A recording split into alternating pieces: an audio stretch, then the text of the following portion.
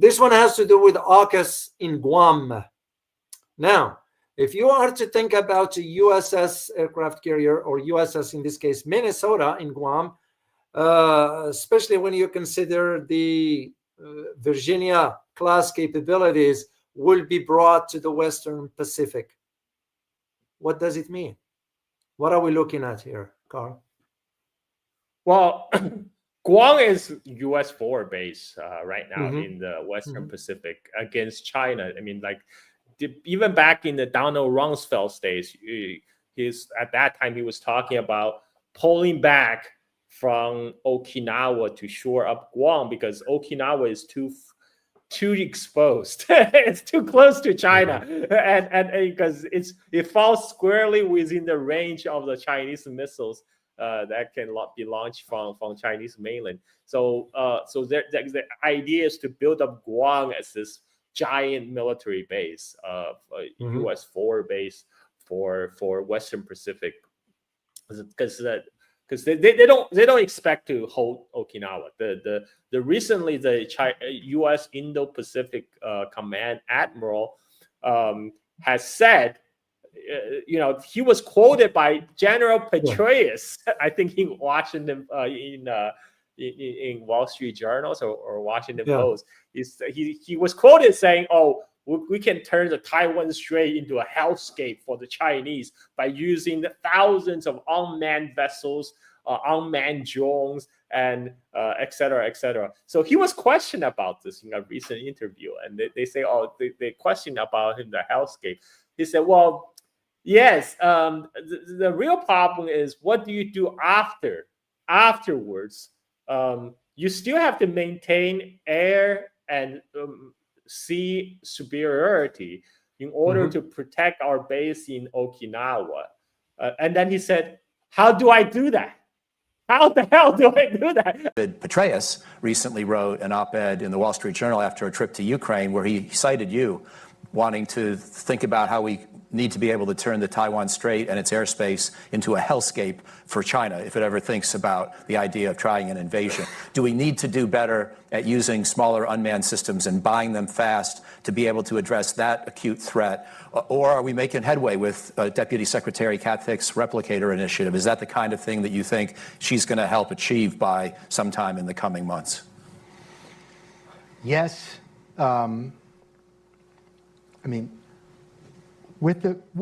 Yes. Certainly these systems are ideal in enclosed spaces. If you can deploy it, then when you're finished with doing this, you're going to have to sustain those forces in Okinawa over wide-ranging space. To do so, you're going to need air and maritime superiority.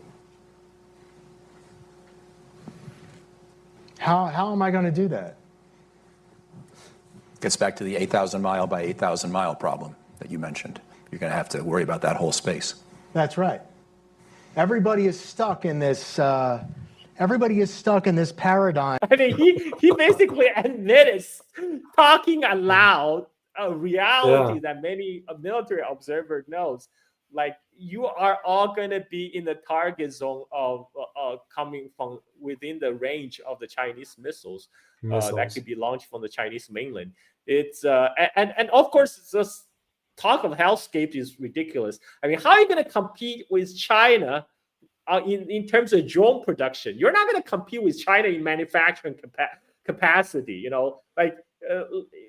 The ship, okay, we already know the shipbuilding, China has 230 times the ship building capability than the United States. That's building regular ships. If you want to talk about manufacturing of drones, China have all these like lights off automated factory that can crank out cruise missiles and drones like nonstop 24/7. How can you compete with that? It's kind of ridiculous to think that U.S. can compete with that kind of manufacturing capability. And so now that's why they're talking about, okay, building up Guam, leveraging AUKUS, leveraging our Australian allies. What they're really talking about is, the AUKUS, the whole AUKUS deal is centered around selling nuclear submarines to Australia. But Australia is actually not going to receive those nuclear submarines until like 2040 or something like that. But so it's not really about Australia receiving the nuclear submarines. It's the deal is, in order for Australia to receive the nuclear submarines, they have to build a nuclear submarine base in Western Australia in Perth. So in those 20 years, while Australia are not receiving their nuclear submarines, in those 10-20 years, American nuclear submarine will be able to park themselves in Perth in this nuclear submarine base that Australia is going to build for them. So this is the whole deal is Australia is paying for the privilege of hosting American nuclear submarines on their own soil. And a lot of Australians understand this. They know this is a raw deal, but the Australian leadership have been so captured by Washington. There's not much they can do, which is really crazy because Australia's economic lifeline is tied with China. China is their largest export market, and they want to do what? They want to use nuclear submarines to do what? To sink all the ships that's shipping iron ore from Australia to China. It's ridiculous, but this is what for United States is trying to use their allies or vassals as expendable resources during a conflict. The idea is, it's going to be Japan, Okinawa, Australia, Philippines. It's going to be these countries that's going to acting as a sponge to absorb the incoming Chinese missiles. So there will be less missiles hitting the American fleet, hitting Guam. That's the idea. But hopefully you will never come to that. But right now, this is a lot of the talks, like it's on the paper stage, right? The militaries always have contingencies for everything, but it's really unnecessary. I mean, especially for Australia, they're the one whose economic lifeline is going to get threatened by a war, and yet they're paying for it. But here we are because their leader cannot say no to United States because Australia have this complex because they're being the white colonies out there hanging off on the side of Asia. They're, to their north, there's like 200 million Indonesians, right? Just like they're always scared that the horde of Asians going to come down and take them over, and they feel like United States, a big brother, is their one last hope. And it's very rational. But the irrational fear is pushing them to do all these things not advantageous to themselves. But you will think they will learn that the US is not going to come to their defense. They're going to be in front line. At the same time, China is already, I would not be surprised, China already has a plan for the South China Sea, the Malacca, especially the Malacca Strait. I am certain they've already have a plan in place just in case, because that's one of the things the US and its allies in the region will focus on, literally trying to choke China through the Malacca Strait. But I don't think so it's going to work. I don't think that's realistic, because how do you has US Navy ever practiced to choke off the Malacca Strait? How do you practice? And the problem is you're still going to stop every ship on the Malacca Strait to check whether they're Chinese or going to China. They're essentially going to stop all the maritime traffic through Malacca Strait. And by now, you're not just blockading trade to China. You're blockading all the East Asia. You're blockading half the world, and that makes you an enemy not just of China but all of East Asia. So it's kind of ridiculous to even think about it. But China's strategy of Belt and Road Project and building ports everywhere is to build redundancy. It's not so if we don't, for some reason, we can't use Strait of Malacca anymore, well, we can still travel through the Arctic route to go to Russia. We can still go elsewhere. We can travel across the Pacific to Peru. The whole point of Belt and Road Initiative is build redundancy. So there's no one singular choke point for U.S. Navy, because U.S. Navy cannot be at all places at all time. They don't have the resource for that. And this is what the U.S. calls the China's string of pearl strategy. You know, the pearl is scattered all over the world. You can't just focus on one particular spot. Yeah, well, and speaking of this Malacca, while I'm thinking about it, if the U.S. even thinking in these terms, we couldn't even deal with the Houthis in the Red Sea. What makes us think we can be dealing with? I mean, I'm not laughing here, because to me it's the stupidity in Washington that they don't forethink in terms of by 2030 China will have over 430 type of naval ships. What have we built? So, and it's kind of like right now, I think they are brainstorming all kinds of scenarios, but it's not hinged on reality. You know, recently Matt Waltz, a new news advisor to Trump, he has said the way to resolve the issue in Gaza and Ukraine is we got to choke off Iran's oil revenue. And since 90% of the Iran's oil export is to China, we're gonna force China to stop China from buying Iranian oil and gas. Like, why would China listen to you? Like right now, United States is always demanding China, you do this, you do this, you do this. But why? Why should China do as you say? I mean, they still think they can dictate to the rest of the world, even to countries like China and Russia, what to do. But that era is gone. They have to come to realize they live in the 21st century now. You know, they can't be dictating it to anybody.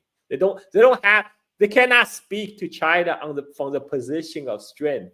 Like the former Chinese diplomat said, United States in no position to speak to us from a position of strength. That's true. That reminds me of your post on X. Let me share it with the audience here, just with the community. Just for you guys, if you follow Carl on X, Twitter, he's at Carlza. Just follow him there, guys, because he posts some interesting stuff, and I read them regularly. Here's one I'm going to share with you, just for you guys to see, in line with what Carl just mentioned. Check this out. You remember this one, Carl? When the German foreign minister, German, and I quote, the German foreign minister has warned Beijing of consequences for allegedly supporting Moscow. How delusional these people are. It's crazy. It is crazy stuff. Well, Carl, I can thank you. Let me see, first of all, if there's a question here. No, I'll take one here. But before I do this, I want to say thank you to Juniper Lee. Thank you so much for your super sticker. Truly appreciate you. And Danny Tadashi, thank you so much for your super sticker. Truly appreciate you. And I'll take this question from Doggy5. Question: Singapore's former prime minister just went to China and met with Xi Jinping to celebrate the 30th anniversary of the Changzhou Industrial Park. What is the geopolitical significance of this? Well, Suzhou Industrial Park has been kind of the baby of Singapore government for the longest time. This is where China basically just gave up this piece of land in Suzhou, say, hey, like Singapore, we saw that you did a great job in your own country. We want you to replicate your success. You know, just make it a joint project between you and me. We will provide the land and you will provide the management. And this is how Suzhou is one of the most developed city in China right now. I mean, it's just like 30 minutes north of Shanghai. And it's one of the flagship project of Singapore's investment into China. This is not just private business. This is like a Singapore government committed project to build out this industrial park in Suzhou. This has been in existence for 30 years. So this is the time for Singapore, actually. It's an opportunity for the Singapore government to reaffirm their ties with China. People don't realize Singapore and China, they only normalized ties like in the 1990s. Pretty late. But for the past 30 years, they have worked very closely together. And Singapore is also one of those Southeast Asian nations that have very close tie with United States, right? But at the same time, has very deep economic integration with China, and like they can serve a sort of a bridge to like kind of the East and the West, and a conduit also for example, for China to pass information through to United States. So sometimes if they might not listen to the Chinese official, maybe they will listen to the Singaporean officials. And right now, most of the Southeast Asia, whether Singapore, Malaysia, Indonesia, Thailand, they all want to work with China. They don't want to have a war. They don't want to be put in a situation where they have to choose between United States and China. This is a message that U.S. government need to understand. It's the U.S. right now that's forcing people to choose. You are either with us or against us. Most of them like, look, why don't we just do business? Why can't we just trade? We want to trade with everyone. Most of Southeast Asia, they want to be enemy of none and friends to all, and that's a great policy. And Singapore, I think, kind of exemplifies this because for its own reasons, Singapore has a very deep cultural ties with China, and it very much like to see its own investment in China take off, continue to flourish. So it does not want to jeopardize that by having like a U.S.-China conflict. This is no in interest of almost nobody in East Asia, except for very few in Washington and very few arms dealers in United States. That's true. That is true. I want to say thank you quickly to George Choi here. Thank you so much for your super secret. I truly appreciate you being here. So, well, Carl, I can't thank you enough, my friend, for really carving out time for us here to share your knowledge, your insights, your analysis. It's always enlightening to have a conversation with you. I always come out with something new to learn about, and I greatly appreciate you. On behalf of the entire community, we say thank you to you, and we look forward to seeing you next time. Thank you.